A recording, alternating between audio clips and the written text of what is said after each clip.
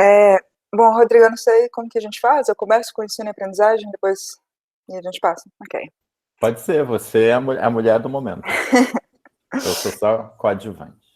Tá. Bom, eu vou falar um pouquinho de ensino e aprendizagem, o mesmo esquema. A hora que vocês quiserem interromper, por favor, façam com o microfone ou no chat. Antes de começar, obrigada por ter aguentado aí 2 dias, a gente no terceiro dia, nessa sexta-feira, que para mim tá um calor absurdo.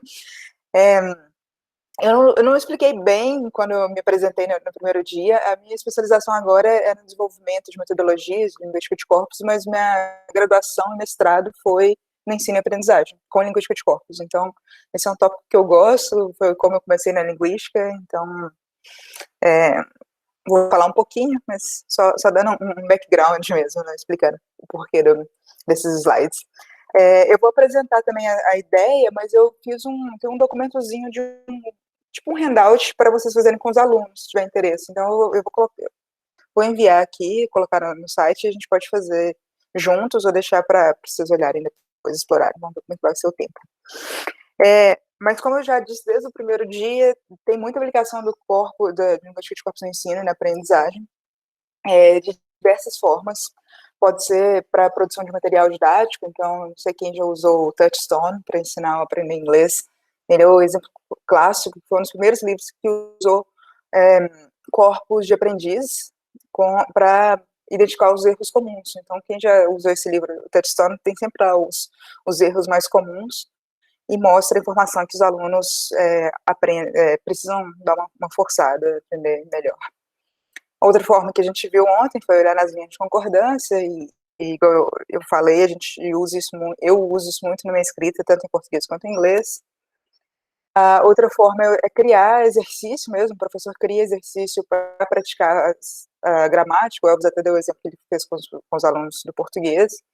A gente pode usar atividades em sala de aula com corpos. Uma outra coisa interessante que é usar não o corpus de aprendiz, mas o corpus de referência para desenvolver material para, por exemplo, escrita acadêmica.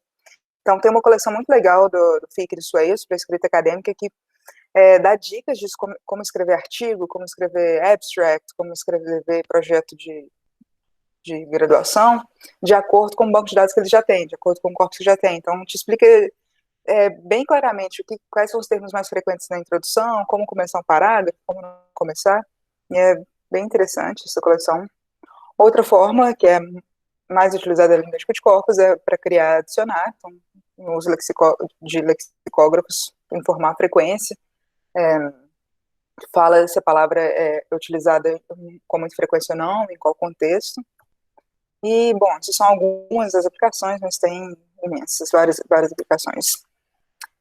E tem também duas abordagens diferentes. Uma vários grupos, várias distinções, e uma é ter o corpus para aprendiz e o corpus por aprendiz, que é que eu mencionei. A gente pode criar um corpus com a escrita ou com a fala de quem está aprendendo para identificar os erros mais frequentes, ou pode fazer um corpus da língua que você quer alcançar, da língua-alvo, para orientar os alunos. A mesma coisa, tem a diferença do proficientes e aprendizes.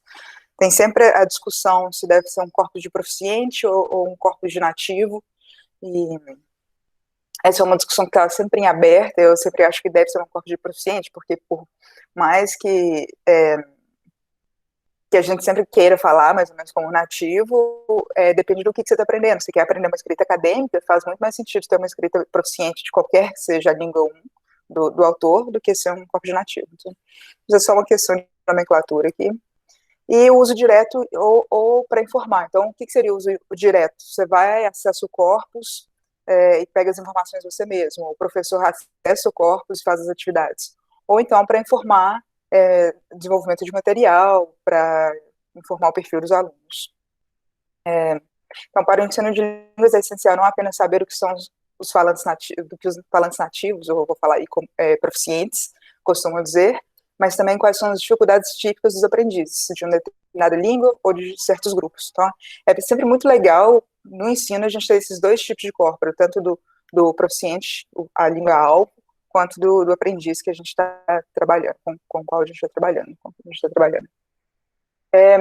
Aqui são umas referências, esse Touchstone que eu falei, tem uma gramática muito legal, não sei se você já conhece, que agora está um pouco antiga, que ela é de 94, mas é o Longman Grammar and Spoken Written English, que é uma gramática feita com base em corpus, pelo grupo do Douglas Biber.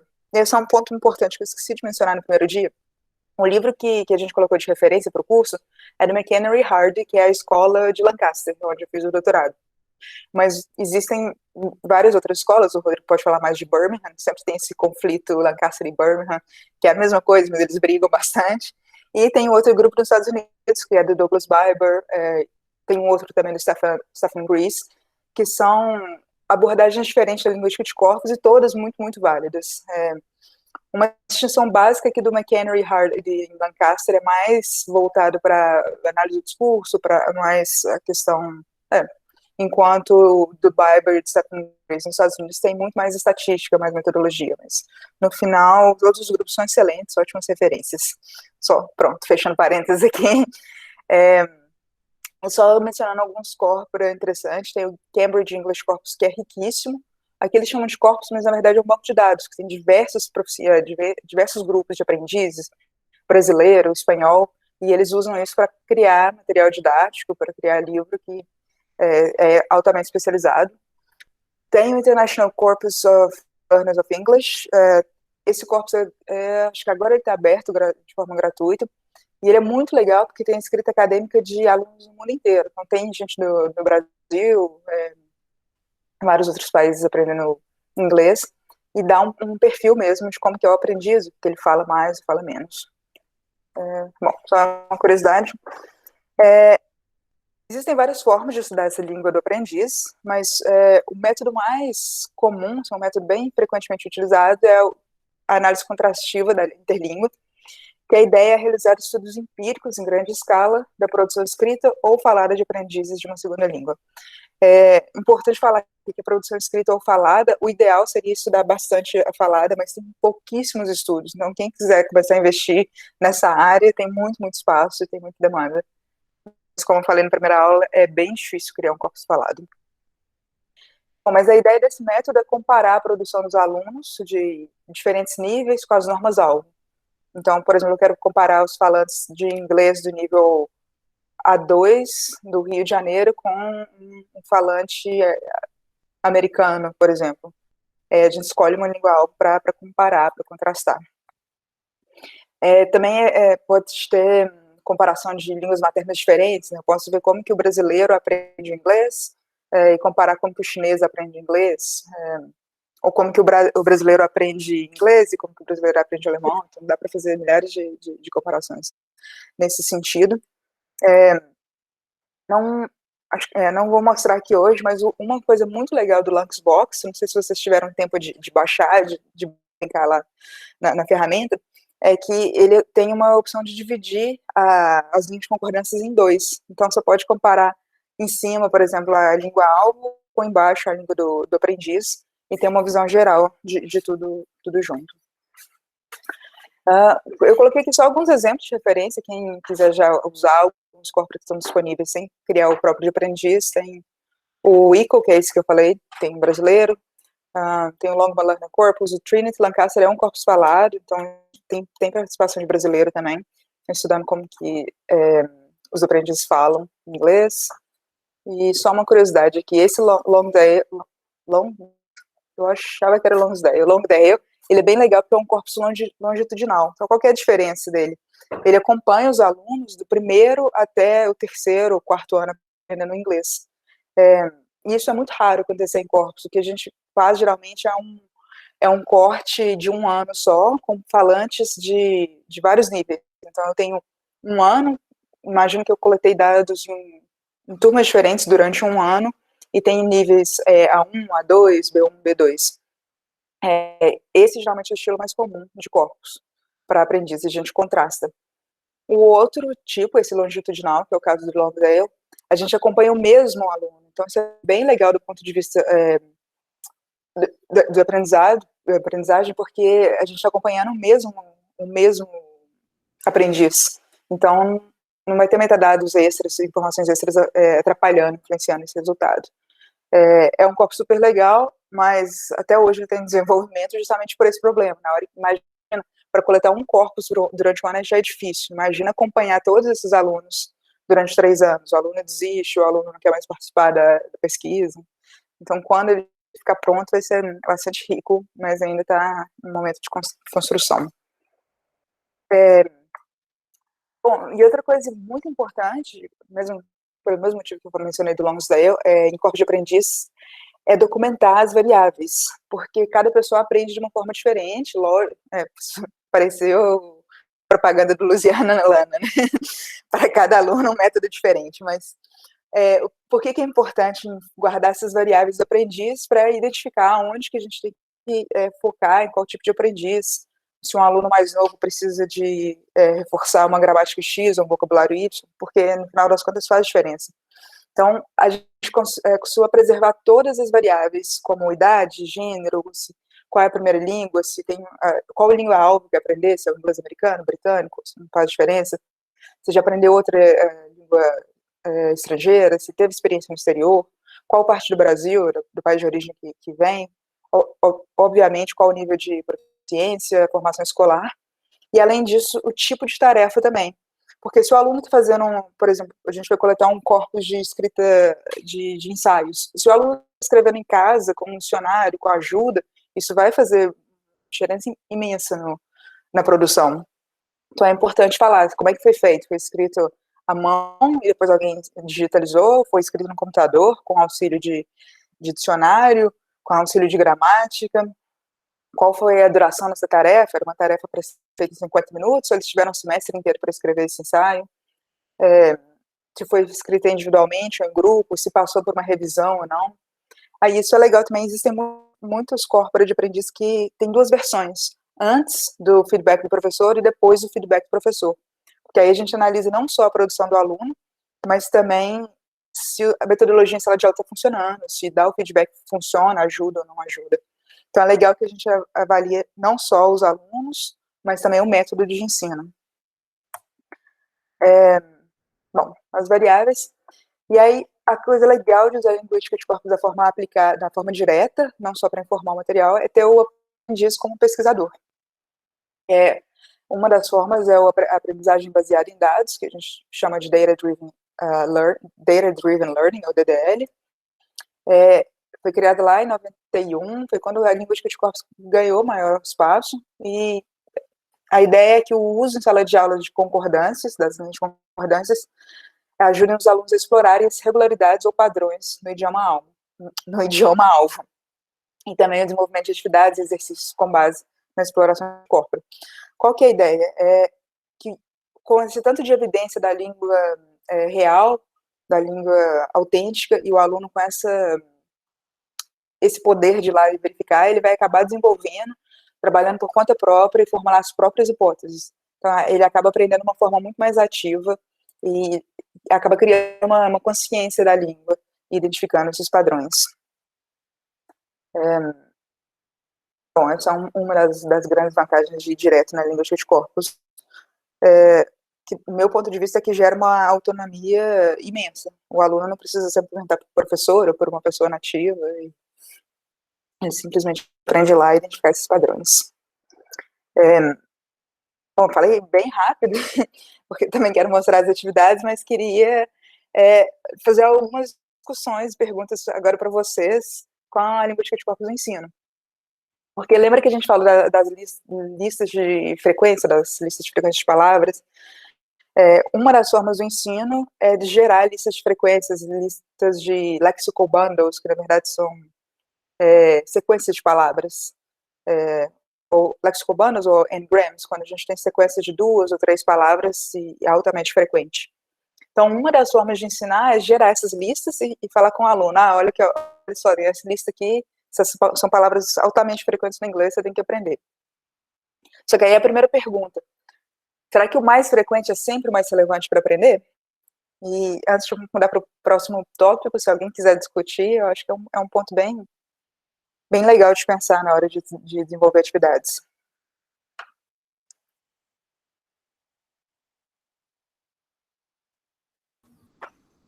Alguém aqui já usou linguística de quadro em sala de aula? Eu de vez em quando uso. O Elvo já usou, né? Para fazer exercícios. Acho que só. Em língua materna, se for isso. E geralmente eu volto pra gramática porque eu acho que é o mais fácil de você usar para fazer exercício. Nunca tive outra experiência, não. Mais para gramática, para tentar descobrir o significado da palavra? As estruturas sintáticas, né, principalmente. Sim. É. Só um comentário aqui. O mais frequente, será que ele é sempre relevante? Por exemplo, quando a gente lembra, quando estava aprendendo inglês ou uma outra língua, pelo menos eu lembro de aprender cor, número. Se a gente olhar isso num corpus, a frequência é relativamente baixa. Então, será que vale a pena a gente começar com palavras mais difíceis ou não?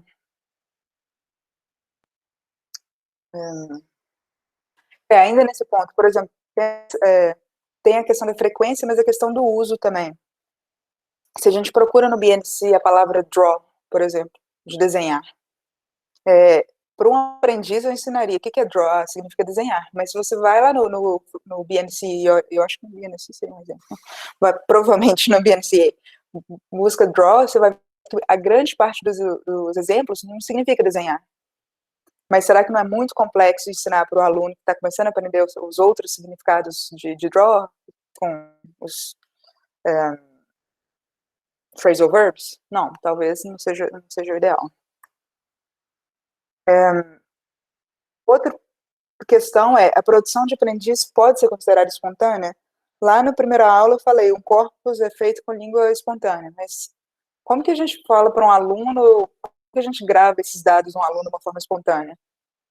É comum um aluno conversar na mesa de bar falando assim, inglês, e como que a gente vai gravar isso? Essa redação que o aluno senta lá e escreve, ela é considerada espontânea ou não?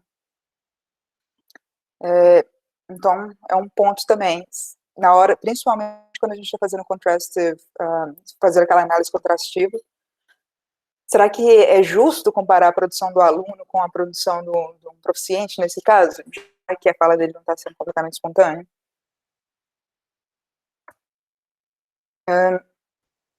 Bom, e o modelo, outra dúvida, o modelo de falante ativo é sempre o melhor tipo de idioma para ensinar?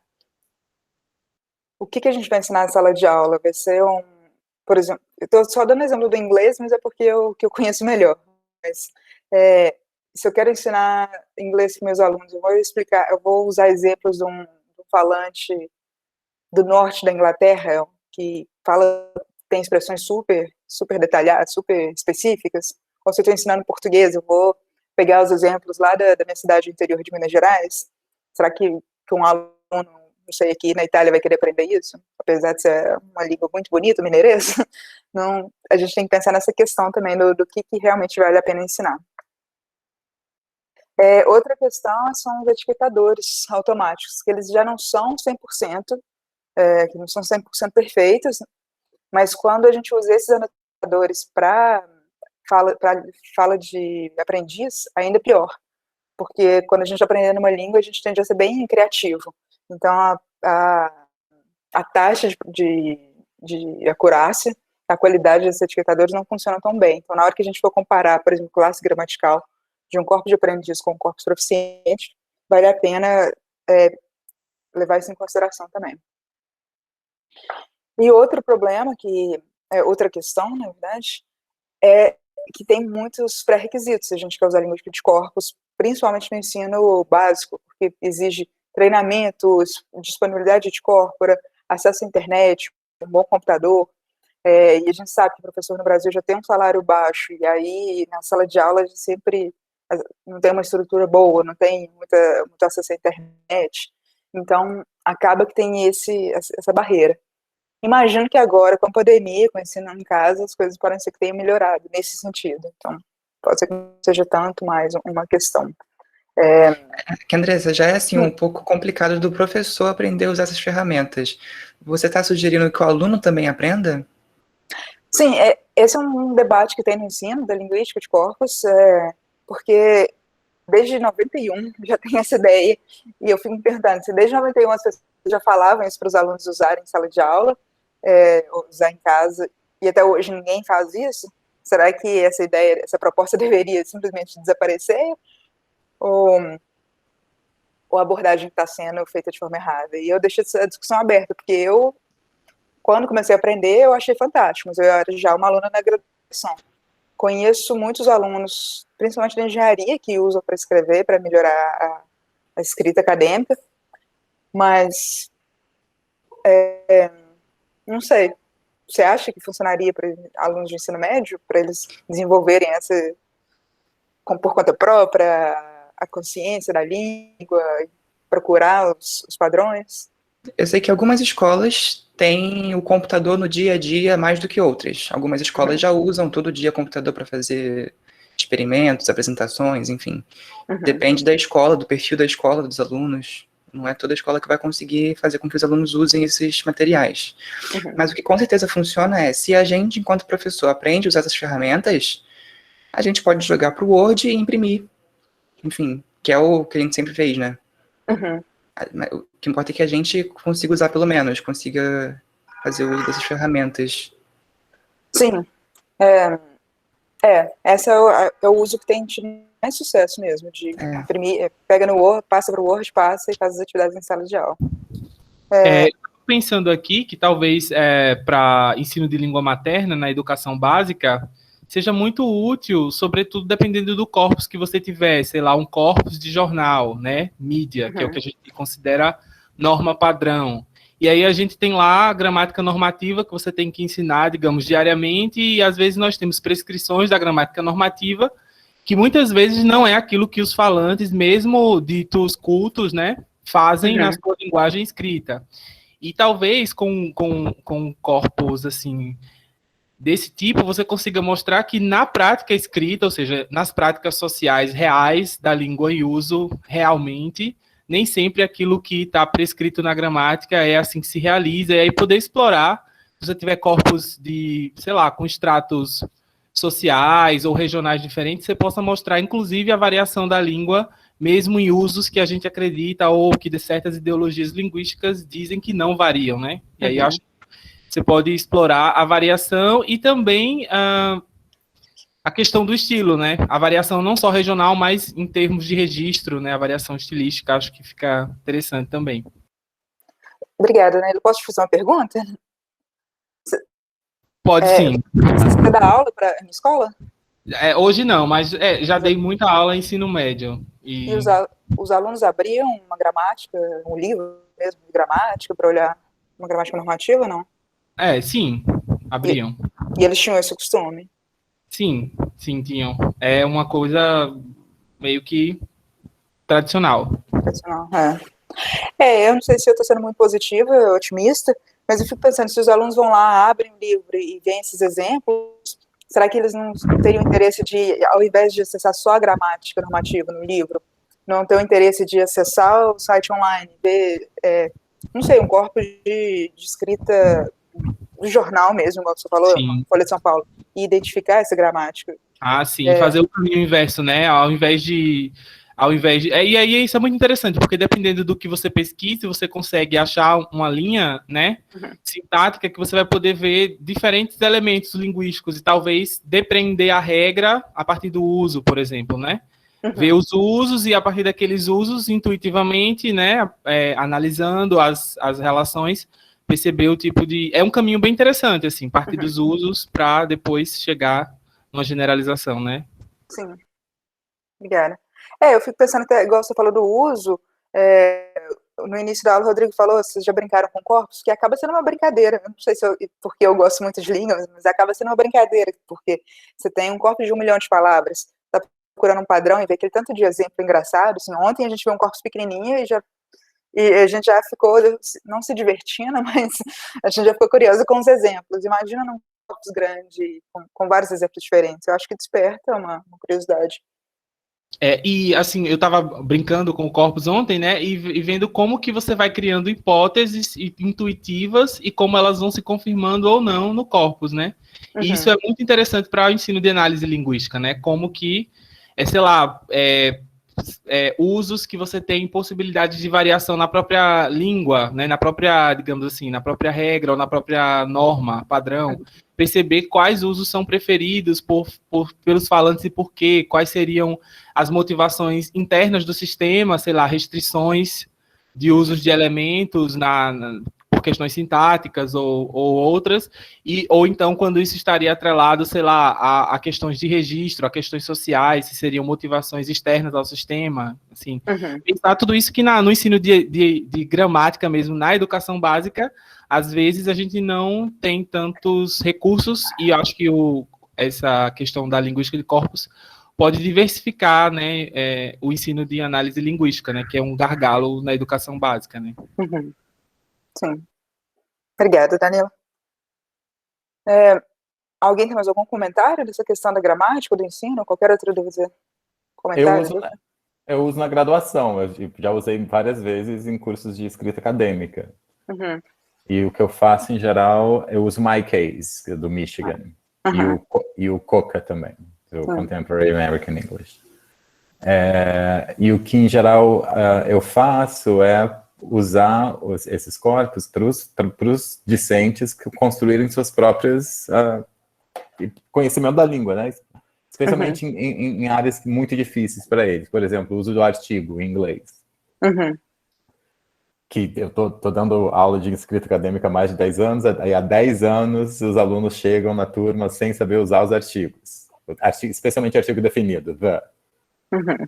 Daí a gente vai lá no corpus, olha o que usa, eles vão construindo como é que usa, eles vão construindo suas próprias hipóteses. Tanto o MyCase quanto o Coca, eles são segmentados por áreas, né? Então a gente usa somente a parte de escrita acadêmica. Então olha ali, compara aí como é que está sendo usado, olha como você usou, olha como é que está sendo usado aqui. Ou para o uso de preposição, que também é outra coisa muito difícil para eles. Ou para o uso de concordância, especialmente concordância com adjetivos, né? Interested in, expert at, blá, blá, blá. Essas coisas sempre dá muita confusão. Em vez de mandar olha lá na gramática, que vai causar mais confusão ainda, porque tem toda aquela metalinguagem, né?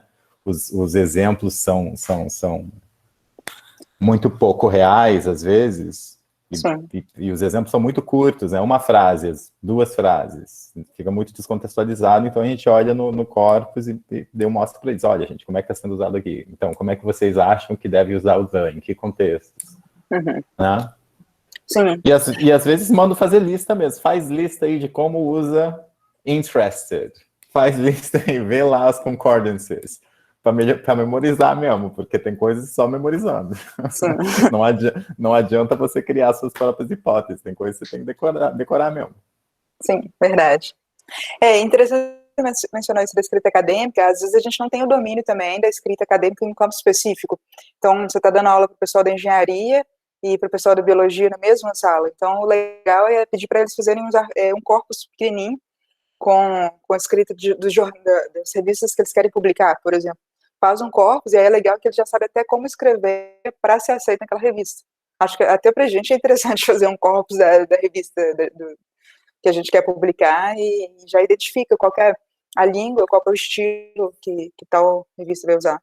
E faz muita diferença, tem muito estudo legal comparando a escrita acadêmica nas exatas com a escrita acadêmica na biologia, e a forma de escrever é bem diferente. Então, é bom que tira um pouco do nosso trabalho como professor também, de cada aluno pesquisa e vai e resolve da forma como eles vêm para as próprias necessidades. É muito útil, isso que o exemplo que o Danilo falou, né, de comparar o que a gramática normativa diz, o que o uso e como é que o uso de fato no ensino médio abre portas, assim, né? Sim. A Evelyn levantou a mão. Oi, gente. Eu só quero manifestar minha alegria que o Meet agora você pode levantar a mão. Que bom. Descobri isso agora. Eu também vi a mãozinha que apertei. Gente, boa tarde. Eu tô adorando essa aula, apesar de estar entendendo pouco, porque não conhecia linguística de corpos, mas eu acho que eu fazia intuitivamente. Eu dou aula particular de inglês, né? Eu dou aula para médico, para engenheiro. Tô dando aula agora para uma professora. E professor dar aula para professor, às vezes, é complicado, né? E aí, eu gosto muito, porque o aluno ele já vem com aquele padrão na cabeça, né? Do inglês americano como ainda aquele inglês normativo, aquele ideal para ser atingido. E aí, como eu procuro trabalhar bastante, assim, às vezes, é quase um ESP, né? O English for Specific Purposes. Então, como eu gosto, assim, às vezes, de trabalhar o vocabulário deles, eu gosto de mostrar também diferentes práticas, né, diferentes ingleses, assim, digamos, né, então eu gosto de colocar, de repente, um trechinho de um chinês falando, de um francês, de um indiano, o que causa um certo choque, né, eu já ouvi, eu falei assim, poxa, professor, eu não tô te pagando para isso, eu queria aprender o inglês americano. Eu falei assim, não, esse é o inglês que é falado, é o que importa, são as práticas, né? É o que importa aqui é a comunicação, sempre tentando trazer para o aluno essa questão que a comunicação é o mais importante, né? É você falar e ser compreendido. Então, com esses exemplos que a Andressa está trazendo, no caso dos dados escritos, né, eu acho que eu fazia, de repente, com dados, com áudios, com vídeos, mostrando diferentes padrões, né, dizendo, olha como é que essa mesma palavra é falada pelo francês, pelo indiano, enfim. Então, eu acho que não deixa de ser uma linguística de corpos no sentido de que nós estamos mostrando diferentes padrões e como o Danilo falou, né, como essa língua vai se realizar no contexto, né? Então ela sai daquele ideal da gente de que é o americano que tem o inglês maravilhoso e a gente dá também vozes a essas outras manifestações. Não consegui mexer muito no programa, mas estou bem curiosa para poder agora assim mais consciente do que é e como isso pode enriquecer a aula. Uma pena que eu acho ainda que seja muito difícil colocar isso nas escolas, mas seria assim um método de ensino assim super interessante, não só para português, mas para qualquer idioma, né, espanhol, inglês, enfim. Então, eu queria compartilhar mesmo, porque esses exemplos me trouxeram essa minha prática mesmo de dar aula de inglês. E para inglês, e para quem dá aula de inglês, tem muito corpus disponível. Eu uso MyCase, tenho Coca, tenho Corpus of Historical English, que vocês podem seguir lá no desenvolvimento histórico da língua, o desenvolvimento de uma palavra, por exemplo. Você pode ver em que momento, nos anos 20, eu quero saber se uma palavra é démodé. Eu vou lá e coloco a palavra e você vai ver, olha, nos anos 20... todo mundo usava, nos anos 2010 ninguém usa, então com certeza a palavra é démodé, não use. Eu vi também que démodé, uma palavra démodé ou não? Isso que eu pensei, démodé é démodé. Pode ser démodé, mas é chique. É chique, sim. Evelyn, muito obrigada pelo comentário, eu fico feliz que esteja dando para conectar, mesmo tendo sido uma visão superficial do curso, mas a ideia é essa mesmo, de usar a língua, de analisar a língua em uso, não a gramática normativa, e realmente ver cada exemplo. Eu abri aqui com o Coca para vocês verem, mas só uma curiosidade, na hora de criar corpos, ontem eu mostrei um pouquinho de data scraping, mas eu não sei se vocês usam essa função cite e o final por exemplo, eu quero procurar só em sites que terminam com PT, se eu quero saber se PT seria de Portugal, ou só em sites que terminam com BR. Então, isso ajuda bastante. Por exemplo, eu quero procurar só na Folha de São Paulo. Deixa eu ver qual é a Folha de São Paulo. Eu posso colocar aqui site, Folha de São Paulo, e procuro alguma coisa aqui, assim, né? E aí o Google vai me dar essa resposta só na Folha de São Paulo. Eu não sei por que só deu 2 resultados aqui. Deixa eu apagar aqui. Mas a ideia é escrever site, 2 pontos, pronto, agora tem mais esse resultado. O finalzinho do site que você quer procurar, e ele vai te dar exemplo só nisso. Folha.ol. E isso é muito legal se a gente quer aprender, por exemplo, eu tenho muita dificuldade com português de Portugal, Então, eu faço isso bastante. Se eu quero ver qual palavra eu devo usar para escrever um e-mail para um português. Então, procuro aqui, e aí eu vou ver resultados só em sites portugueses. É só uma dica, quem quiser fazer o corpus pegando na internet, é uma coisa simples de fazer, mas ajuda bem. Tem que tomar cuidado também com a frequência, porque tem tanto brasileiro espalhado por aí, que mesmo em site que termina em PT, a palavra pode ser um exemplo de português brasileiro. Bom, era só uma curiosidade sobre isso. Eu não sei como vocês querem fazer, Rodrigo, se eu tenho essa atividadezinha aqui, só uma curiosidade de como fazer esses handouts para os alunos, e aí a ideia é sempre gerar aquela coisa de ensino mesmo, de gera uma discussão primeiro, pergunta, será que os ingleses realmente falam do tempo o tempo todo? Aí entra no site, e aí procura, será que os ingleses realmente falam toda hora? E olha a palavra rain no site, no BNC, e aí os alunos sentam, ou se o professor quiser imprimir as linhas de concordância e analisam o que significa. É outra ideia legal. que... Você pode colocar o link aqui, porque não dá para ler direito. Ou você aumenta. Na verdade, eu não tinha colocado em link nenhum. Eu queria... Não tem como enviar por aqui, tem? Você tem como fazer o upload no coisa, no Google Classroom, no mural. Sim. Daí todo mundo consegue ver. Você quer mostrar a sua parte enquanto você vai mostrando, eu vou fazendo o upload? Aí, pode ser, você que sabe. Tá, pode ser, então. Que aí todo mundo beleza. tem o tempo para baixar, e você sabe. Tá, beleza. A minha parte é rapidinha. Então, eu combinei com a Andressa que eu ia, então, falar da parte de análise de discurso. Ela é especialista em linguística de corpos e ensino. Eu não sou especialista em linguística de corpos e análise de discurso, mas é um negócio que eu tenho feito recentemente. Então, vou compartilhar aqui os resultados de uma pesquisa, uma pesquisa que eu fiz recentemente. Estão vendo a minha pasta? Sim. Minha pasta não, minha tela. A tela, sim. Então, né? Então, essa é uma pesquisa que eu fiz com a minha colega Angela Zottola, da Universidade de Turim, e que investiga justamente a questão da ideologia de gênero. Todo mundo aqui já ouviu falar, né, sobre ideologia de gênero, e a gente queria investigar justamente como é que essa questão da ideologia de gênero, circula transnacionalmente, e 2, se poderia ser considerada como uma teoria da conspiração. Então, o que a gente fez? Eu vou aqui só explicar rapidinho os pressupostos básicos da pesquisa e passo para a questão mais metodológica, que é a do corpus, que daí a gente vai olhar lá o corpus no CQPUL, né? Então, o que é ideologia de gênero? Tem todo um campo de estudos que vem investigando essas campanhas antigênero no mundo inteiro, né? A categoria ideologia de gênero foi forjada mais ou menos na década de 90, com grande investimento da Igreja Católica, mas acabou servindo como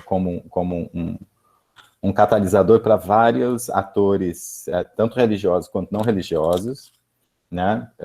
Tanto os católicos quanto não católicos, que aqui no Brasil especialmente evangélicos, como uma forma de deslegitimar as demandas por direitos de mulheres e especialmente direitos LGBT. Né? E o que eles chamam de ideologia de gênero, na verdade, não existe. Né? O que eles chamam de ideologia de gênero seria a teorias, né? Várias teorias de gênero propostas por feministas, acadêmicos e acadêmicas LGBT, e que não é um campo homogêneo, muito pelo contrário, tem muitas divergências no que se refere à questão de identidade de gênero e sexualidade e tal.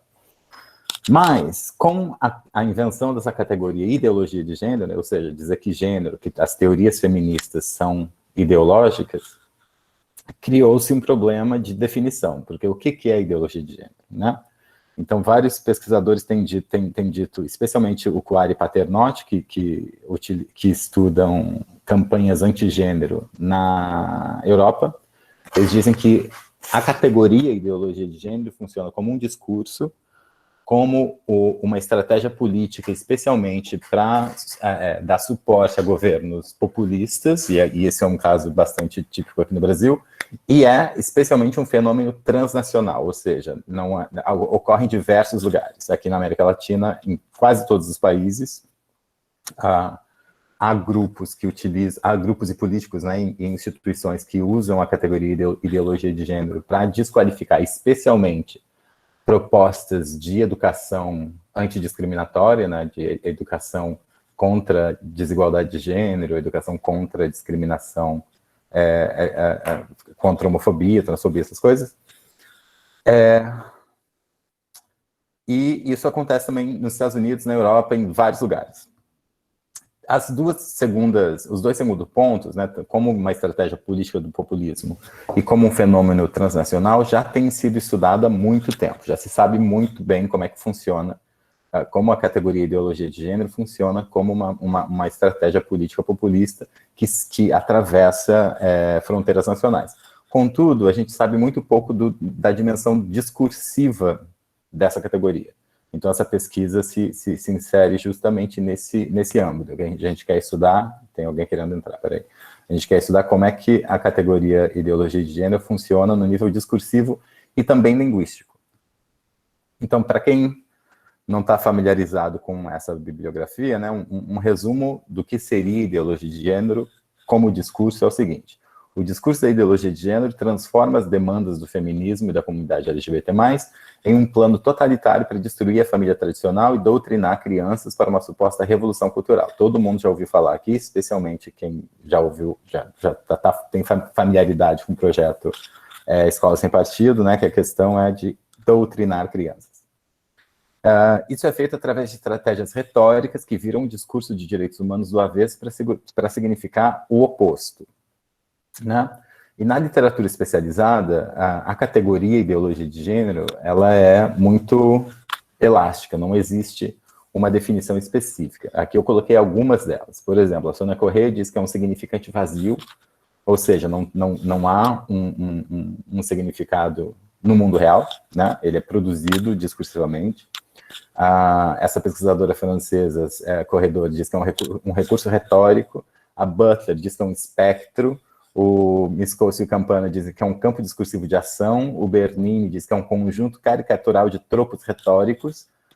E o que eu e a Ângela estamos querendo argumentar aqui é que, na verdade, é uma narrativa conspiratória. E justamente por ser uma narrativa conspiratória, uma teoria da conspiração, ela é tudo e não é nada ao mesmo tempo. E por isso a dificuldade de definição. Então, para perseguir essa hipótese, a gente foi, então, na literatura específica sobre teorias de conspiração. Aliás, esse é um capítulo que a gente escreveu para um livro que vai sair, acho que ano que vem, justamente sobre as dimensões linguísticas e discursivas de teorias de conspiração. Então, a gente foi na literatura especializada sobre teorias conspiratórias, né, de teorias de conspiração, e viu que é recorrente na literatura que dizem que essas teorias são compostas por 3 elementos. Um deles são os conspiradores, ou seja, as pessoas, é um grupo, uma instituição, que trama contra os cidadãos de bem. Tem o plano, ou seja, as ações específicas dos conspiradores, no caso da ideologia de gênero, seria a destruição da família, a doutrinação das crianças e a desmoralização da nação. E o terceiro elemento é a tentativa de manter segredo, ou seja, faz parte de uma conspiração não ser descoberta pelo grande público. O que, então, seria o objetivo das pessoas de bem revelar essa conspiração, né? Isso é 3 elementos de uma narrativa conspiratória. Então, nessa estrutura narrativa, ou seja, uma teoria da conspiração, ela segue uma estrutura narrativa bem definida. Então, de acordo com Projac e Blomart, essa estrutura narrativa deriva de um modo irracional de chegar a explicações razoáveis, baseadas em relações ergóicas entre eventos específicos e uma teoria geral. Ou seja, essa estrutura narrativa tem um monte de erro aqui porque eu peguei do texto em inglês. Essa estrutura narrativa é teleológica, ou seja, A, portanto, B, das teorias de conspiração uma qualidade autorrealizável, ou seja, os elementos da narrativa são agregados de forma a deixar sua contestação quase impossível. Se alguém te chamar de ideólogo de gênero, vai tentar dizer que você não é, para ver o que acontece. Vai tentar argumentar com essas pessoas que acreditam em ideologia de gênero, para ver o que acontece. Então, isso em termos bastante simples. Em termos metodológicos, o que a gente fez nessa pesquisa foi o seguinte: a gente montou 2 corpos de notícias relacionadas à extrema-direita, tanto no Brasil quanto nos Estados Unidos. Então, o Corpus do Brasil é composto por esses jornais aí, Conexão Política, Crítica Nacional, Estudos Nacionais, Folha Política, Folha Universal, Gazeta do Povo, Jornal na Cidade, MBL News, Plene News, Portal Conservador, Renova Mídia e Terça Livre. Jornais que eu acredito e espero ninguém aqui nesse curso lê. Né? Aliás, a gente não lê de fato a produção sobre ideologia de gênero, a gente só vê as performances histriônicas, em geral, de políticos, mas a gente não lê onde é que essa ideia circula de fato e como é que as pessoas acabam acreditando nisso, né? Então, a gente montou esse corpus do Brasil e dos Estados Unidos com esses jornais. O American Thinker, Daily Caller, The Daily Wire, National Review, The New American. Então, como vocês podem ver... Peraí. Como vocês podem ver, os corpos, eles têm tanto quantidade de jornais diferentes, quanto número de palavras diferentes. Aqui, ó, os word tokens do corpus brasileiro tem 713 mil e 853 artigos coletados. No corpus americano, tem mais de 1 milhão de palavras, e foram 820 artigos coletados, ou seja, um pouco menos. Isso porque os textos dos jornais americanos são muito mais longos, em termos textuais, quantitativos mesmo, são muito mais longos, são argumentações muito mais longas, e os textos dos jornais brasileiros são muito mais curtos, são mais diretos ao ponto. Então, esses 2 corpos, por conta dessas diferenças, não são comparáveis entre si, né? Tanto porque tem a quantidade de jornais é diferente, quanto a quantidade de palavras é diferente. E o que a gente queria estudar é como o termo ideologia de gênero, ou em inglês gender ideology, aparece nesses 2 corpos. Então, por conta dessas diferenças, a gente não pôde, né, comparar diretamente os corpos. O que a gente fez foi uma análise de estatística normalizada, ou seja, a gente estudou como a palavra ideologia de gênero aparece dentro do corpus e fez uma análise qualitativa para contrastar como é que os 2 jornais falam, como é que os jornais nos 2 corpos falam sobre ideologia de gênero. Tudo bem até aqui? Tudo bem? Eu não estou vendo vocês. Quando eu apresento, eu não vejo. Tá. Então, a gente fez o seguinte: uma vez montados os corpos, e quem nos ajudou a fazer o scraping desse corpus foi a Andressa, que fez que correu atrás desses textos e montou o corpus. Rodrigo, uma pergunta. Como é que vocês selecionaram esses jornais? Vocês já conheciam? Não, a gente fez uma pesquisa para ver quais jornais eram mais acessados e mais lidos, os jornais da extrema-direita. Então, essa é uma pergunta importante. A gente fez uma pesquisa para saber quais eram os mais acessados e mais lidos. Tá bom. E isso a gente fez na internet, né? Alguns desses jornais, especialmente os brasileiros, são pagos. Então, a gente não conseguiu todos os textos. Por isso que houve essa diferença aqui, ó. Como eles tinham um paywall, o código de rastreio que a Andressa fez, ele não conseguia pegar alguns artigos. E é claro que a gente não ia dar dinheiro para esses jornais. Então, a gente decidiu por aumentar o número de jornais do que pagar, né? Mas eu acho que a Andrea pode explicar melhor como é que foi, porque a Andressa pode explicar melhor, porque ela que fez o scraping aqui. Você quer falar, Andressa? Tá, na verdade foi bem simples, os que estavam abertos, foi usando aquele Beautiful Soup que eu mostrei ontem, e uma combinação com uma outra biblioteca que chama Articles, eu acho. Então o que eu fiz foi buscar, o que essa biblioteca fazia era buscar pelos termos que você me deram, uma data, colocava o spam também, e aí o código simplesmente pegava tudo que tinha esse termo na data que eu tinha estipulado, e aí depois eu fazia o processamento de limpar aquelas informações, publicidade, e foi, na verdade, foi bem simples. Não... Mas como tinha esse payout, tem algumas coisas você não conseguiu pegar, né? Por isso que deu essa diferença no corpus. Sim, foi simples para os que a gente tinha acesso, mas para os que não tinha, simplesmente não conseguia pegar. Bloqueava. Outra coisa que a Andressa falou aqui, que é importante na definição do corpus, foi a definição de um período temporal. A gente pegou artigos sobre ideologia de gênero, ou seja, é um corpus especializado, todos os textos falam sobre ideologia de gênero, ou de gender ideology, ou seja, esse vai ser o colocado mais frequente neles, porque são 2 corpos especializados, em um período de tempo específico. O recorte que a gente fez foi 2016 a 2020. E, Rodrigo, dá para fazer um corte socioeconômico do público dos 2 países? Se dá para fazer se eu posso supor a partir dos dados. Quem é que lê esses jornais, né? Quem é que lê, assim, tipo, que eu imagino que as pessoas da extrema-direita, né, o público daqui, não tenha muita leitura, inclusive, uma coisa redundante. E lá eu não sei se acontece Olha, coisa. preconceitos. Tô brincando. Não, a gente pode supor essa não foi uma categoria de seleção do corpus, a categoria foi temporal e categórica, né? Gênero, ideologia de gênero nesses jornais, a partir da pesquisa que a gente fez, os mais acessados. O que a gente pode supor a partir dos jornais é que os jornais norte-americanos, eles são lidos por uma classe média escolarizada. Eu acho que daqui, até também, mas eu acho que não tem muita repetição, né, dos discursos, porque quando você vai conversar, não sai da repetição, não tem uma crítica, digamos assim, sobre aspectos positivos ou negativos sobre um determinado tema.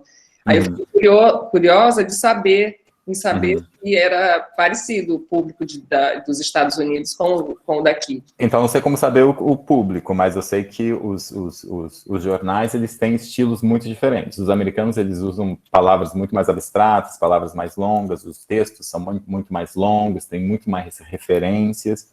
Os jornais brasileiros são textos muito mais curtos, com muito mais imagens, e usam termos menos complexos, em termos vocabulários. Isso já significa alguma coisa, né?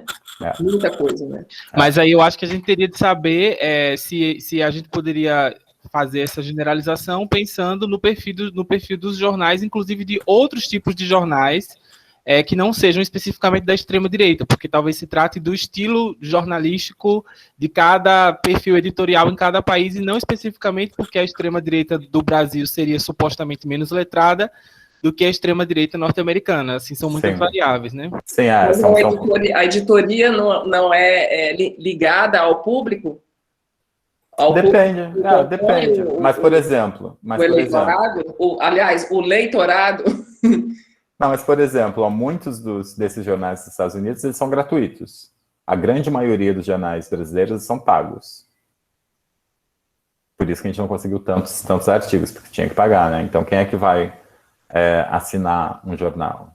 Tipo Facebook. Facebook, se você quiser criar uma polêmica, é difícil, porque ele te direciona a ver o céu azul sempre, não tem um céu com trovoadas. Por conta dos dados, a gente não tem como fazer, não tem como fazer essa projeção de quem são os leitores projetados de cada jornal, né?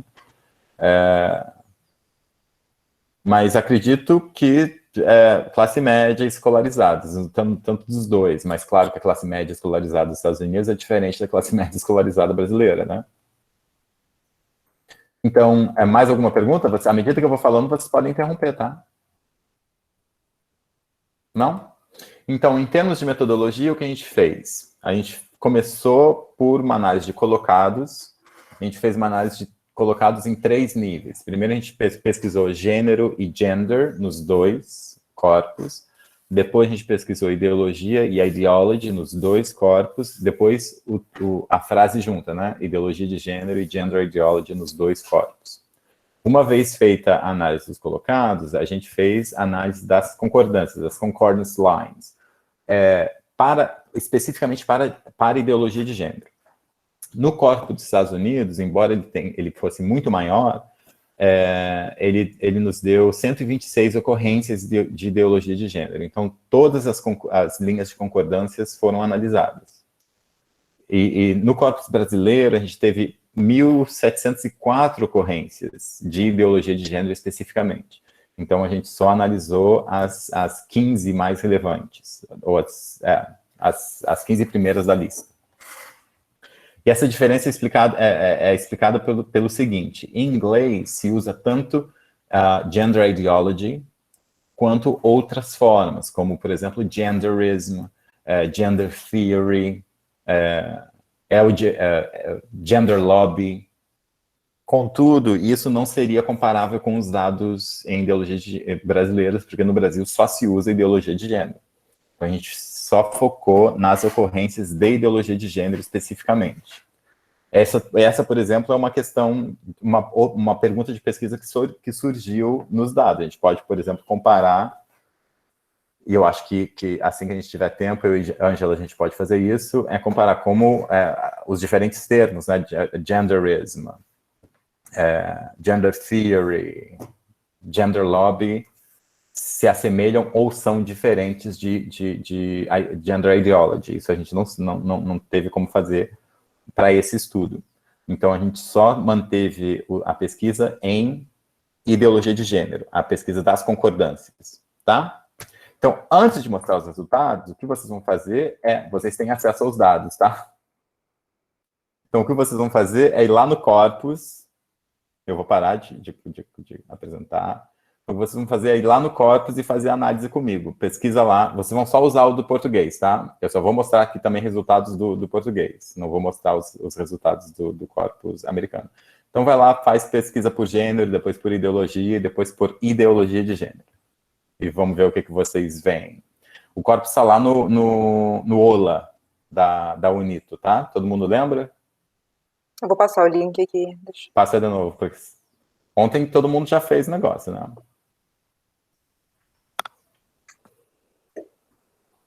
Então, tá aí, ó. Então, procura por esses passos aí. Gênero, a gente só vai usar o corpus brasileiro. Gênero, ideologia e ideologia de gênero. E vamos ver o que vocês acham.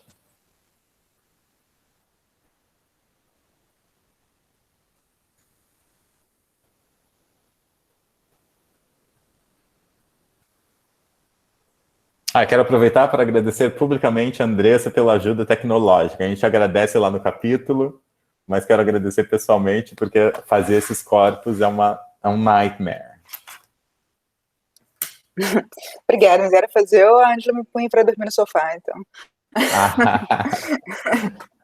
Ou seja, não tinha saída.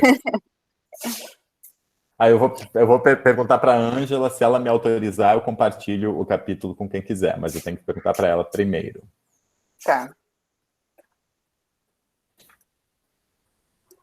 Quantas pessoas acessando, só um comentário que eu lembrei na hora que você estava falando do corpus. Uma prática também, uma das partes do script era para ver se tinha texto repetido. Por isso que ontem eu mencionei, na hora que eu vi as palavras repetidas, eu falei, nossa, o script não está funcionando. Mas a gente geralmente faz contagem de palavras, tamanho do arquivo, número de sequências de palavras iguais, para ver se tem o mesmo texto lá. Isso é uma prática na compilação de corpos, mas, no caso de vocês, no caso desse corpus, era importante preservar. Então, só um comentário. Você não consegue uma métrica de quantos textos são repetidos para inglês e para português? Quantificar isso de alguma forma?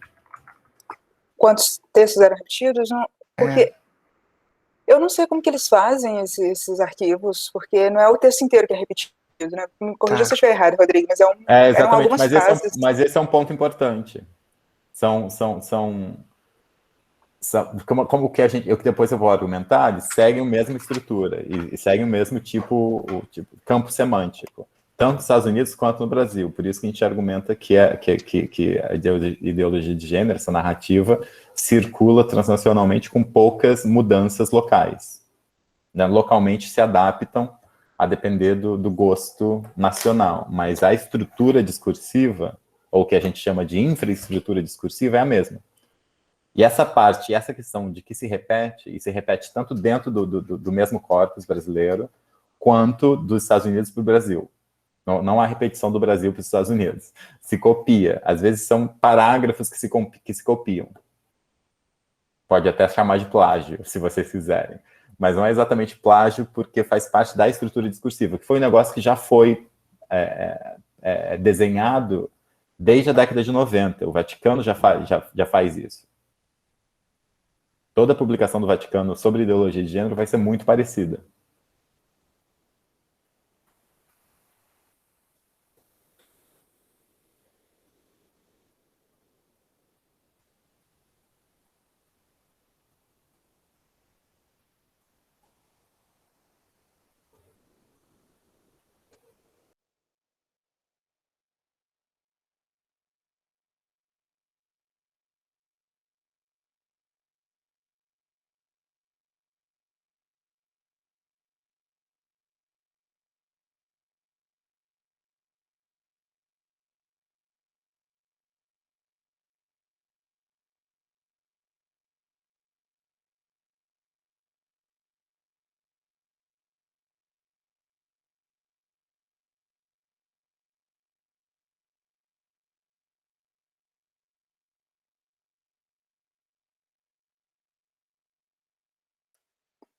Eu fazendo Big Brother aqui, mas no Wikipedia eu consigo ver as últimas buscas que foram feitas, e já tem muita coisa com ideologia de gênero, Lula, negro, Anitta. Então, quem quiser compartilhar, fiquei curiosa agora para ver se tem. Vai, Lucas Felipe, explica por que você pesquisou a Anitta no corpo, vai. Eu pesquisei a Anitta mesmo, achei muito engraçado o efeito Anitta. Depois que o efeito Anitta pousou no Brasil, o Brasil perdeu. Muito engraçado. Eu procurei Deus, foi muito, muito legal, Deus, a produtividade do termo. Mas aí, o que vocês viram de gênero, por exemplo, aí? Chamaram a Judith Butler de delinquente intelectual. Fiquei chocada. É de rir, mas é preocupante, tá? Ela foi linchada no Brasil, não era para ser diferente. Infelizmente. Aí, o que mais que vocês viram aí sobre gênero? E depois ideologia? E depois os dois juntos? Eu só estou fazendo isso para vocês verem a metodologia que a gente usou, né? Que pode ser replicada depois. Eu não sei direito qual é o recurso aqui, mas eu coloquei ideologia, botei o log likelihood, e eu achei interessante que deu com estatística alta o uso de aspas. Provavelmente ali destacando uma posição, né? Assim, eles contra nós. Uhum. A palavra deles, isso aí. Procurem pelos colocados. Esse foi o caminho que a gente... Os collocates.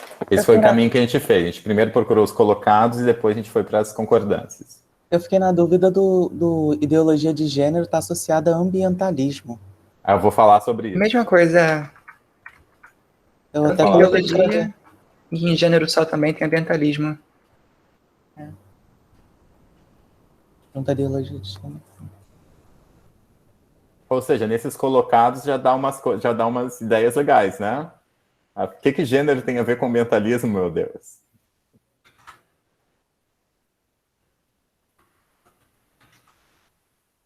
Então, foi isso que a gente fez. A gente primeiro estudou os colocados dos três termos, né? Gênero, ideologia de gênero. E daí, então, a gente passou para as linhas de concordância dos três. Gênero, ideologia de gênero. Vou voltar a apresentar aqui para vocês verem. À medida que vocês estiverem comentários ou perguntas, é só atrapalhar, mas tem que falar porque eu perco a visão de vocês, por algum motivo. Isso o Meet não melhorou. Colocou a mãozinha, mas não melhorou a visualização, mas enfim. Estão vendo, né? Agora então, sim. Né? Então, isso que a gente fez. A gente primeiro começou pelos collocates, depois passou para as concordances, que eu já expliquei aqui como é que a gente lidou com essas diferenças numéricas.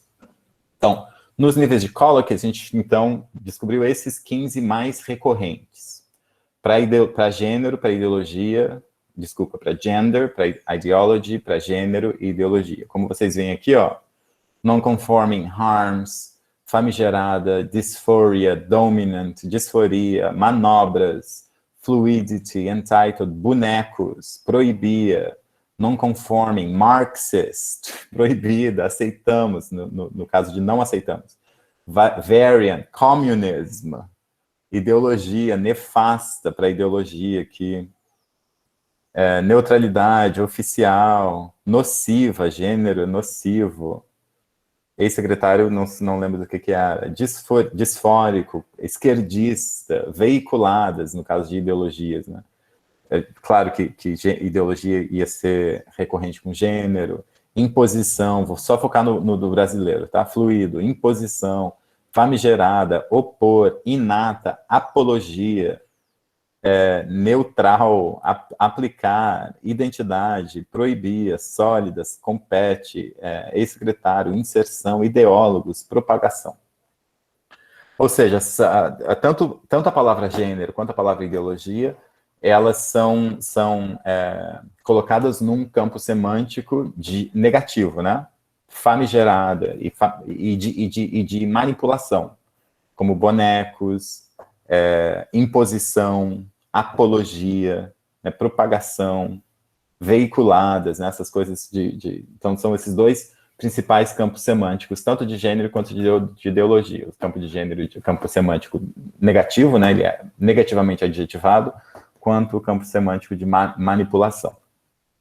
Então, como alguém falou aqui, que achou engraçado o colocado de gênero com ambientalismo, a gente também achou essas aproximações interessantes. E ambientalismo não é a única aproximação curiosa, tem aproximações com outras coisas também. Então, a gente fez uma análise de dispersão, que é outra possibilidade que a gente pode fazer com o CQP Andressa, você quer explicar melhor? Você vai explicar melhor que eu. Tá, não tentem fazer isso em casa com essa versão, porque eu acho que ela não está funcionando nessa versão do CQP. Preciso editar o código.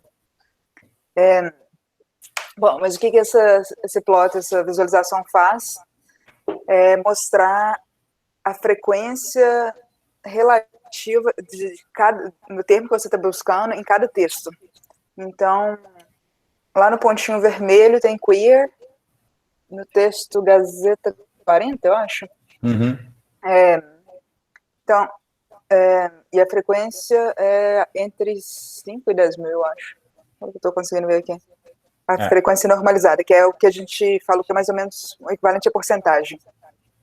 Então, o que essa plot ajuda a gente a fazer é ver em qual texto que a gente tem outliers. Então, por exemplo, lá naquele pontinho lá em cima, azul, no 10 mil, é provavelmente um outlier, porque usou ideologia de gênero muito mais frequentemente que os outros textos. Eu não sei. Não, é isso. Expliquei bem, sim. Explicou, mas a gente usou também nessa pesquisa, porque a gente queria ver como esses termos aqui se sobrepunham, mais ou menos. Então, ideologia de gênero com ambientalismo, com feminismo, com queer, com ideólogos, com engenharia social e com ativista. E olha como os textos, olha como essa dispersão ocorre. Há uma sobreposição entre ideologia de gênero e essas coisas todas. E também marxismo, que eu não coloquei a tabela aqui, marxismo, socialismo, ou seja, aqui embaixo os texto que fala sobre ideologia de gênero, que a gente está querendo dizer aqui, texto que fala sobre ideologia de gênero, frequentemente também fala sobre esses outros temas. e também marxismo e socialismo, e totalitarismo, que eu não coloquei a tabela aqui. Ou seja, isso que a gente, no capítulo, a gente chama de clusters temáticos, ou seja, ideologia de gênero é aquela coisa que não tem necessariamente sempre a ver com gênero, tem a ver com outras demandas progressistas, ou que podem ser vistas como sendo de esquerda. Então, aqui, ó. Então, uma vez feito isso, a gente passou para as análises das concordâncias. Então, desses clusters temáticos, né, e sua relação com o totalitarismo. Por exemplo, nesse texto da Terça Livre, de 7 de dezembro de 2018, olha o que aqui diz sobre ideologia de gênero. Nesse sentido, são inúmeras as criações dos nossos democráticos marxistas, na sanha de doutrinar, censurar e impor uma nova visão de mundo. Obviamente, a princípio, apresentam um nobre objetivo para uma nobilíssima causa, fundada em inquestionáveis e louváveis virtudes morais. Entretanto, o disfarce é posto apenas para afastar o questionamento dos absurdos que apresentam. São incontáveis exemplos. A famigerada ideologia de gênero é um deles, ou seja, ligação de marxismo com ideologia de gênero e doutrinação, né? São esses clusters que a gente estava analisando. Outro exemplo, do Conexão Política de 20 de setembro de 2019. Essa relação de temas aparentemente não relacionáveis, né? E ideologia de gênero. A meta final para muitos ativistas do movimento LGBT envolve um poder centralizado estatal.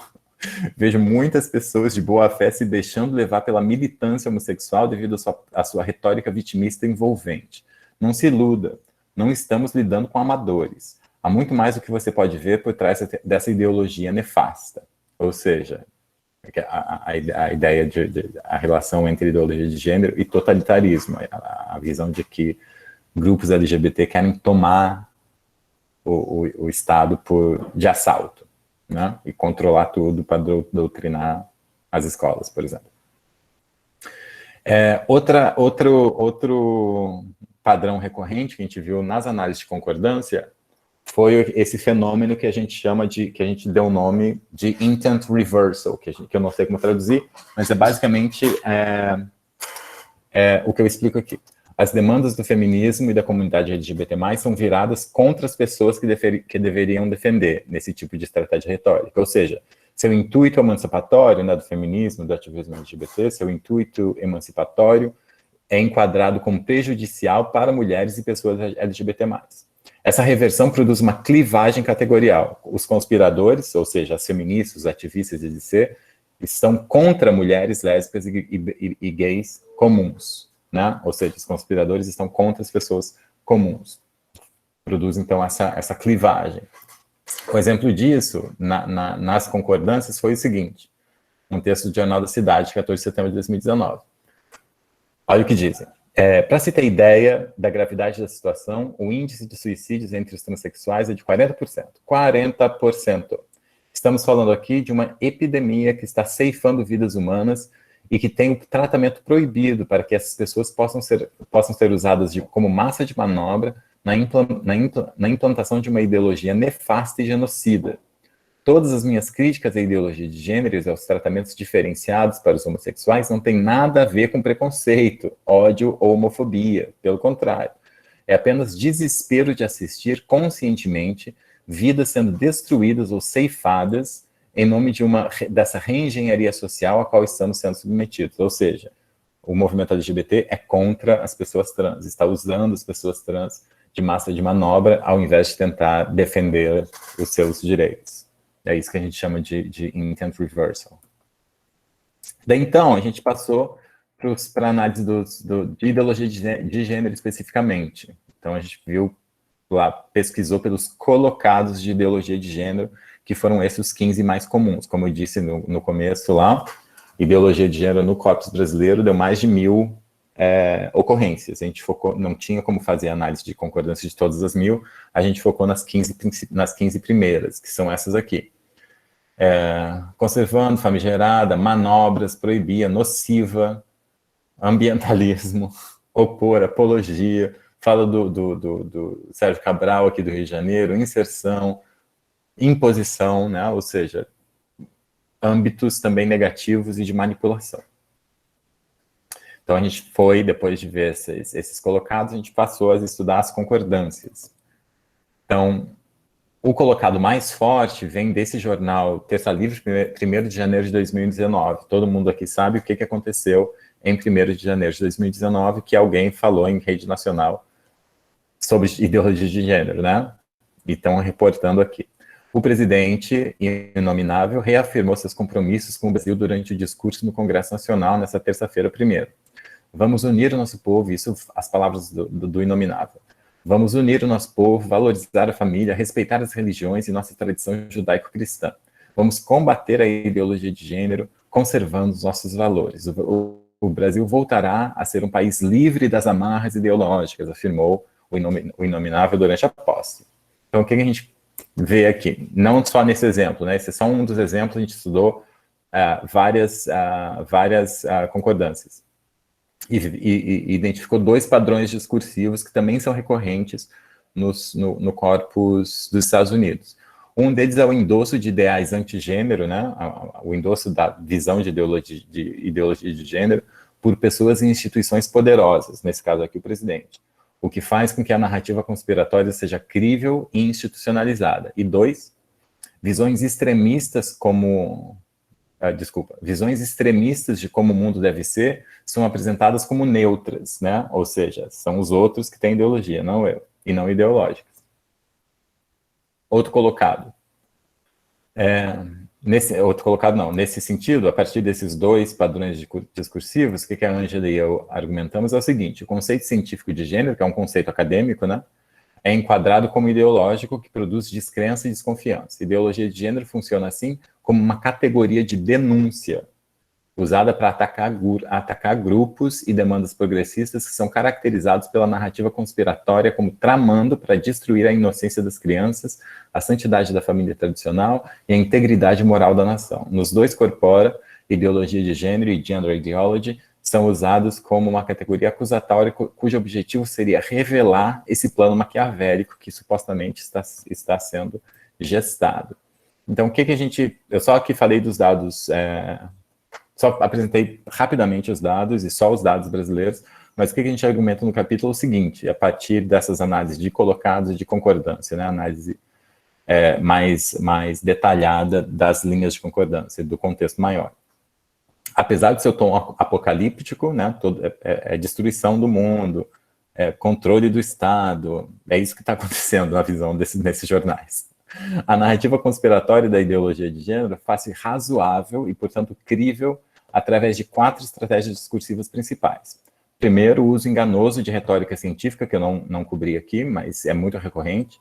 O uso enganoso de retórica científica para desacreditar o feminismo e outros campos acadêmicos como ideológicos, enquanto se coloca como neutro.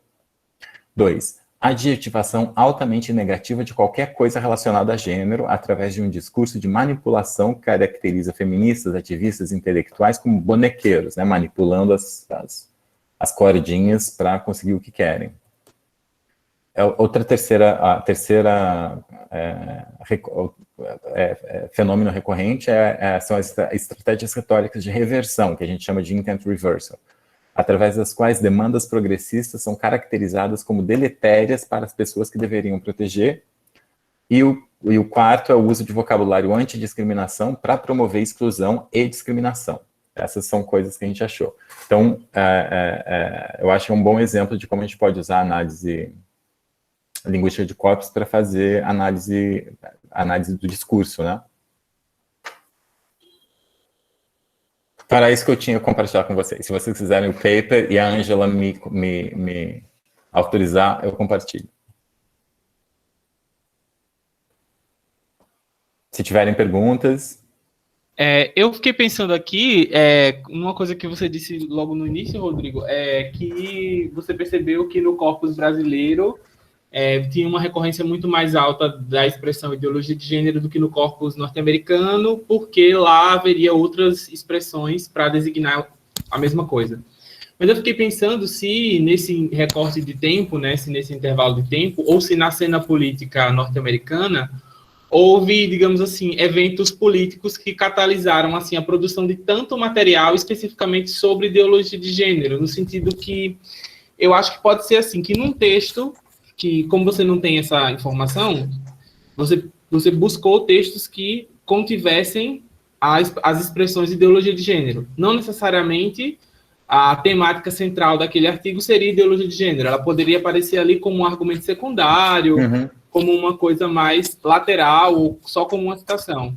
Já no Brasil, assim, eu acho que a questão da ideologia de gênero, por tudo que a gente viu na política, na cena política nacional, né, ganhou centralidade, assim, no sentido de que eu acho que talvez, né, seja uma coisa para ver, talvez ideologia de gênero seja o grande tema dos artigos brasileiros e que talvez nos Estados Unidos possa não ser assim tão central a questão. Isso faria com que a recorrência da palavra aumentasse também. E aí a gente poderia ver essa interseção, né? Que foi o que eu fiquei pensando o tempo todo na sua fala, né?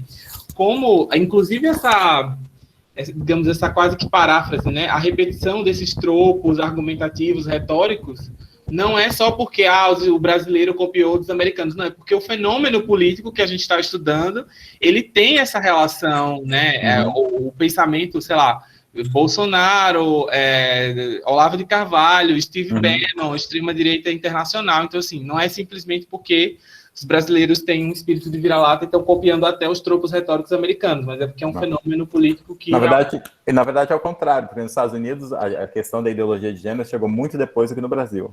O Brasil está importando... A gente foi... pioneiros, entendeu? A gente está exportando, na verdade. Exportando, isso, mandando para fora. Mas o recorte foi justamente por conta de eventos políticos, ou seja, foi a partir de 2016. Em 2016 o Trump tomou posse, e também 2016 foi um dos anos que Bolsonaro começou a ganhar mais atenção midiática.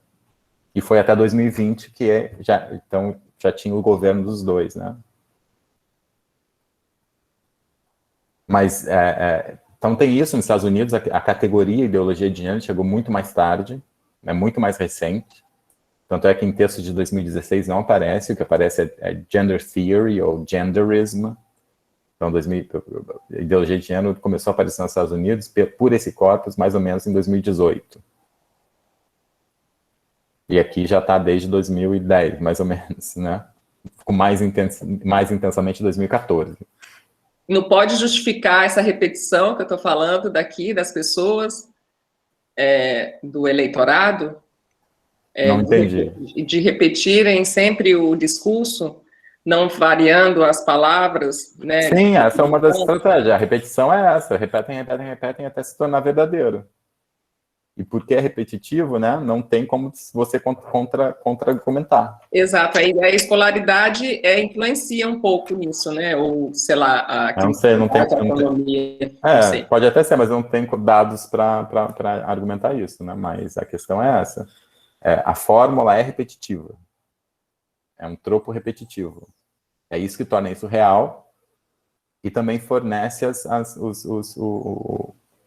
a prosódia da argumentação. É tudo muito apocalíptico. Vão tomar o Estado. E tudo que eles falam, se você for fazer um reverso, é o que eles fazem, né? Assim, tudo que eles acusam outros é exatamente a estratégia de atuação, de ação, né? Do fazer. Sim.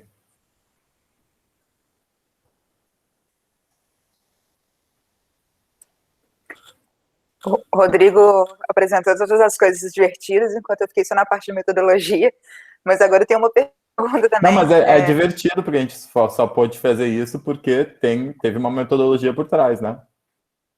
Sim.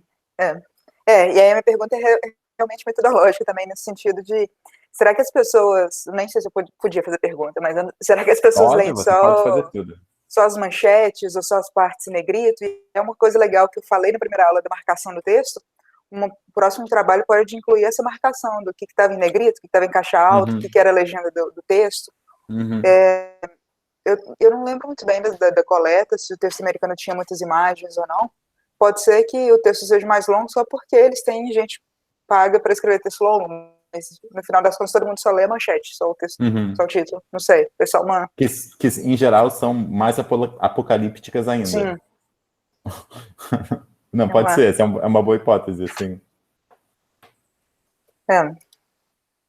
Alguém comentou... Rodrigo, Oi, desculpa, Andressa. Rodrigo, você chegou a diferenciar título de corpo do texto? Ou tudo foi texto para você? Não, a gente tratou tudo como texto. Para essa pesquisa, tudo como texto. Legal, próximo passo. O título está separado, eu acho, como metadado, mas está tudo junto, texto e... Não, mas está tudo junto. Sim. A gente consegue recuperar nos metadados. Sim.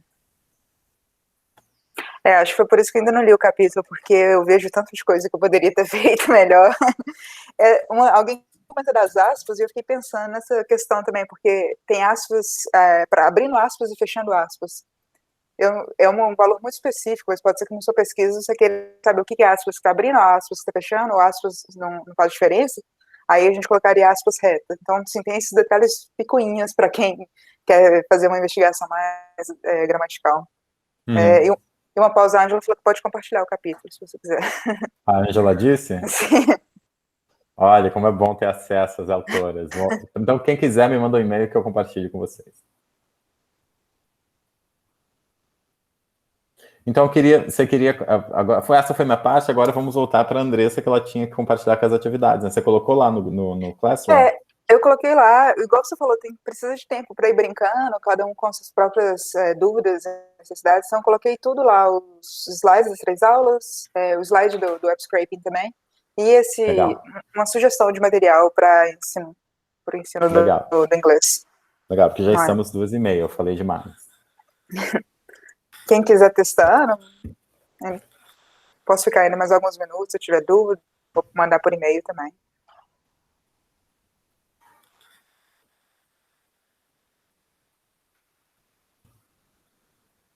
Gente, assinem a lista de presença para o dia de hoje. Já mandei a lista várias vezes, tem que mandar 1000 vezes, as pessoas não... Quem assinou não precisa assinar. Assina quem não assinou. Que a secretária vai mandar o certificado para vocês. Então, eu só queria dizer que eu adorei, Andressa. Eu queria fazer uma pergunta ainda. Diga, Rodrigo. Posso fazer? Desculpa. Eu queria entender melhor por que você não pôde comparar o corpus americano com o brasileiro, a questão ali numérica. Eles eram muito diferentes, né? Tanto em números de jornais, quanto em número total de palavras. Mas não dá para fazer nenhuma frequência normalizada? A gente usou frequência normalizada, sim. A gente usou frequência normalizada. Ah, tá. Pela normalizada dá para fazer. Sim, é o suficiente? Se você normaliza isso, você já não pode dizer que está comparando mais ou menos coisas iguais? Não, porque não são coisas iguais. Né, gente? O que a gente fez foi estudar os termos dentro dos próprios corpos. Porque tinha muitas diferenças, tanto em número de jornais, quanto em número total de tokens, quanto em número de ocorrências de ideologia de gênero, como eu mostrei para vocês. Eu não sei se faz sentido, mas fazendo um paralelo na educação, o que eu tinha comentado, que é difícil a gente comparar o corpus do aprendiz com o corpus do proficiente. A gente pode sim usar a frequência normalizada, mas sempre consciente que é uma comparação, não é perfeita. Frouxa. É uma comparação meio frouxa. É mais uma referência. Mas eu fiquei pensando, se tudo bem, para comparar a questão estatística seria, enfim, né, desproporcional. Mas para ter acesso aos colocados e fazer uma análise quantitativa, isso não teria problema, né? Não, acho que não. Na minha perspectiva, não. Entendi. Assim, e a proposta do artigo era fazer uma análise qualitativa, né? A gente usou a linguística de corpos para fazer uma análise qualitativa das estratégias retóricas. Então, para uma análise quantitativa, não daria certo esses dois corpos, porque eles são muito diferentes. Na linguística de corpos é sempre uma mistura, né? Geralmente, a gente começa com os números para ter uma referência no que estudar, mas a ideia é que, no final, sempre analisando cada caso.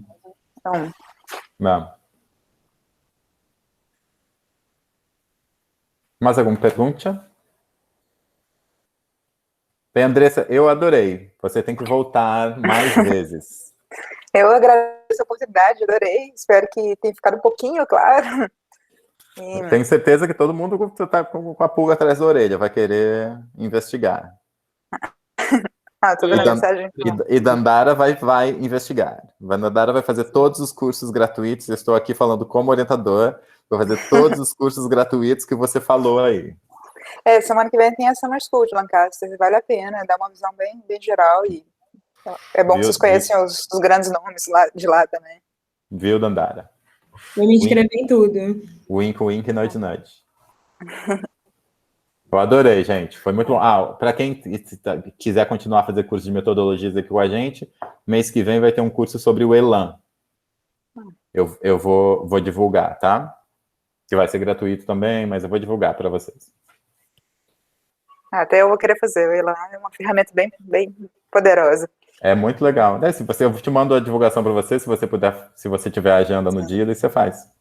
Obrigada. Tá bom, gente? Foi ótimo tê-las por aqui. Muito obrigada. Obrigado, Andressa. Manda beijo para a Ângela. Pode deixar. Beijo, gente. Beijo.